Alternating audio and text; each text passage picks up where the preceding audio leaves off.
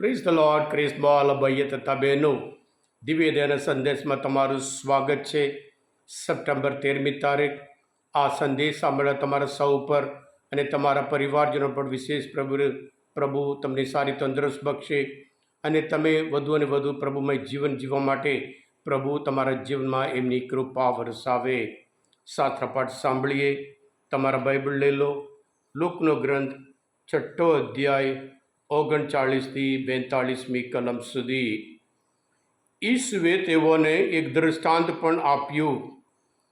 આંધળો આંધળાને દોરી શકે ખરો? બંને ખાડામાં નહીં પડે? શિષ્ય ગુરુ કરતાં ચડિયાતો નથી હોતો, પણ પૂરું શિક્ષણ મળતા દરેક શિષ્ય પોતાના ગુરુ જેવો થાય છે. તારા ભાઈની આંખમાંની રજ તું શા માટે જુએ છે, અને તારી પોતાની આંખમાંનો ભારતીય કેમ જોતો નથી? તારી આંખમાંનો ભારતીય ના જોતો હોય તો પછી લાવ ભાઈ, તારી આંખમાંની રજ હું કાઢી આપું, એવું તું તારા ભાઈને શી રીતે કહી શકે? હે દાંભિક, પહેલાં તારી પોતાની આંખમાંથી ભારતીય કાઢી નાખ, તો પછી તને તારા ભાઈની આંખમાંની રજ કાઢતા બરાબર સૂઝશે. આ પ્રભુની વાણી છે, તે આપનો આધાર છે. ખ્રિસ્તમાં ભાઈએ તબેનો, એક વખત 4 છોકરા ભેગા થઈને બહુ હોટ રીતે ડિસ્કસ કરતા હતા, જોર જોરથી વાત કરતા હતા. ત્યારે ત્યાં એક કાકા આવ્યા. પૂછ્યું, છોકરા તમે શાની વાત કરો છો? બહુ જોર જોરથી વાત કરો છો એમ. આ છોકરાએ કીધું, કાકા, જે મોટામાં મોટું જુઠ્ઠું બોલે એને ઇનામ આપવામાં આવશે, એમ કરીને અમારી વચ્ચે હરીફાઈ ચાલે છે. કાકાએ કહ્યું, હું તો મારા જીવનમાં જાણી જોઈને કોઈ દિવસ જુઠ્ઠું બોલ્યો જ નહીં. એટલું બોલતા છોકરાએ તાલી પાડી અને પછી કાકાના હાથમાં એક બોક્સ આપી, ગિફ્ટ તમારા માટે છે એમ કરીને. કાકા બોક્સ ખોલીને જોયું, કહ્યું, તમે મોટા મોટા જુઠ્ઠા છો એમ કરીને અંદર લખેલું હતું. ખ્રિસ્તવાલા ભાઈ હતા બહેનો, આજના શુભ સંદેશમાં પ્રભુ ઈસુ 3 બાબતો પર આપણે ધ્યાન દોરે છે. આંધળો આંધળાને દોરી શકે નહીં, બંને ખાડામાં પડશે.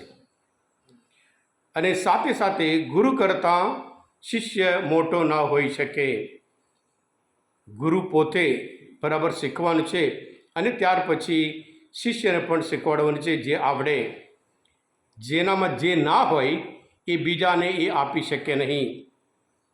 એટલે ગુરુ પાસે જે જ્ઞાન હોય એ જ શિષ્યને પણ આપી શકે એમ કરીને પ્રભુ શીખવાડે છે.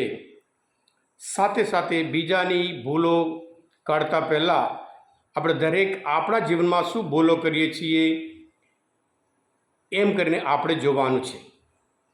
ઘણી વખત આપણે બધા માટે બીજાની ભૂલો તો બહુ મોટું દેખાય છે.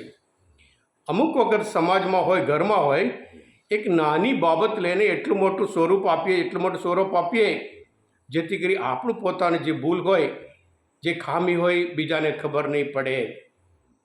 એટલે પ્રભુ કહે છે આજના શુભ સંદેશ દ્વારા, પહેલાં જાતમાં ડિસિપ્લિન લાવો અને ત્યાર પછી બીજાને પણ તમે શીખવાડી શકો, ગાઈડ કરી શકો એમ કરીને કહે છે.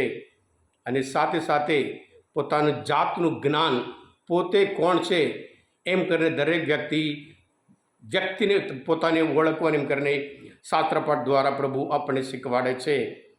હા કિસ્માલ ભાઈ હતા બહેનો, પ્રભુ પોતે બાઇબલ આપણે કહે છે ઈશ્વરના આ સંદેશ, શુભ સંદેશ એક અરીસા જેવું છે. જ્યારે શુભ સંદેશ વાંચીએ એ આપણે બતાવે છે કયા પ્રકાર આપણે કયા રૂપમાં છીએ, કેવી રીતે દેખાય છે કરીને સંત યાકૂબ આપણને કહે છે. સંત યોહાનના ગ્રંથમાં આપણે પોતે જ જાણીએ છીએ 8મો અધ્યાયમાં 7મી કલમમાં જ્યારે સ્ત્રીને પાપમાં પકડાય, સ્ત્રીને ત્યાં લાવે છે, પ્રભુ કહે છે તમારામાં જે નિષ્પાપ હોય તે પહેલો પથરો મારે. અને સાથે સાથે પ્રભુ આપણે દરેકને ગૌરવ કર્યું છે, તમે દુનિયાના દીવા છો.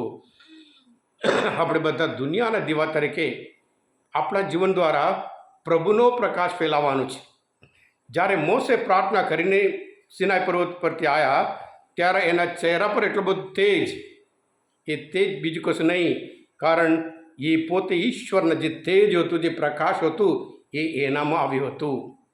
એટલે જ્યારે આપણે પણ પ્રાર્થના કરીએ, દેવળમાં જઈએ, પ્રભુમાં જે પ્રકાશ હોય, પ્રભુ પોતે જગતનો પ્રકાશ છે. પ્રભુ આપણે ગૌરવ કરીએ, તમે દુનિયાના દીવા છો. આપણા જીવન દ્વારા એ પ્રકાશ આપણે બીજામાં બતાવવાનું છે. હા કૃષ્ણવાલા ભાઈ હતા બહેનો, પ્રભુ પોતે માથેના ગ્રંથમાં 7મો અધ્યાય કહે છે, કોઈનો ન્યાય તોડશો નહીં અને ત્યાં તમારો પણ ન્યાય નહીં તોડાય. એટલે બીજા વિશે વાત કરતા પહેલાં આપણે પણ આપણું આત્મનિરીક્ષણ કરીએ. હું કયા પ્રકારનો માણસ છું, જેથી કરી આત્મજ્ઞાન હોય તો ત્યાર પછી આપણે બીજાને પણ જરૂર શીખવાડી શકીએ છીએ. કૃષ્ણવાલા ભાઈ હતા બહેનો, આજના શુભ સંદેશ પ્રભુ ઈસુ એમના શિષ્ય માટે કહે છે. શિષ્ય તો હવે આગેવાન થવાનો છે, ધર્મસભાના આગેવાન થવાનું હોય, અને પછી એમનામાં જે ના હોય એ બીજા માટે આપી નહીં શકે. એટલે પોતે ડિસિપ્લિનવાળા હોય તો પછી બીજાને પણ માર્ગદર્શન આપી શકે, એમ કરીને શાસ્ત્રપાઠ દ્વારા પ્રભુ આપણને શીખવાડે છે. આજના શાસ્ત્રપાઠ દ્વારા આપણે પણ આપણા જીવન માટે આ 3 બાબત શીખીએ. સાથે સાથે પ્રભુ માથેના ગ્રંથમાં 5મો અધ્યાયમાં 16મી કલામાં પ્રભુ બોલે કે તમારો પ્રકાશ લોકો આગળ પડવા દો, તમારો પ્રકાશ લોકો આગળ પડવા દો, જેથી કરી તમારા સારા કૃત્ય જોઈને તમારા પરમપિતાનો મહિમા થાય. હા કૃષ્ણવાલા ભાઈ બહેનો, આજનું મનનચિંતન શાસ્ત્રપાઠ સમજવા માટે, પ્રભુ વિશે ઓળખવા માટે મદદરૂપ થયા હોય, તમે પોતે દિવ્યદાન સંદેશ સબસ્ક્રાઈબ કરજો અને બીજા માટે પણ ફોરવર્ડ કરજો, કારણ તમે બધા આશીર્વાદિત છો, તમે બધા અભિષિક્ત છો. પ્રભુ ઈસુ, હું તમારામાં વિશ્વાસ રાખું છું. બોલો દિવ્ય દયાનો જય.